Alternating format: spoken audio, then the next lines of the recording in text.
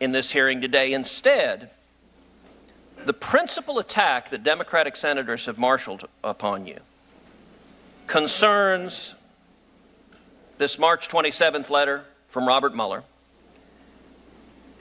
And it's an attack that I want people to understand just how revealing it is. If this is their whole argument, they ain't got nothing. So their argument is as follows, and let me see if I understand it correctly. You initially, when you received the Mueller report, released to Congress and the public a 4-page summary of the conclusions. Then on March 27th, Mr. Mueller asked you to release an additional 19 pages, the introduction and summary that he had drafted.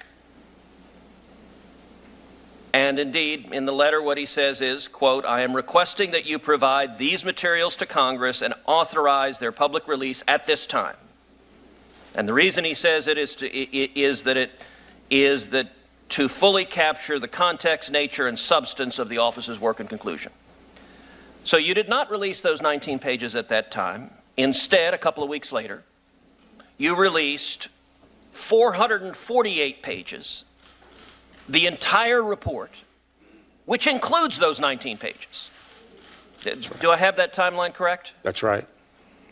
So their entire argument is, General Barr, you suppressed the 19 pages that are entirely public, that we have, that we can read, that they know every word of it.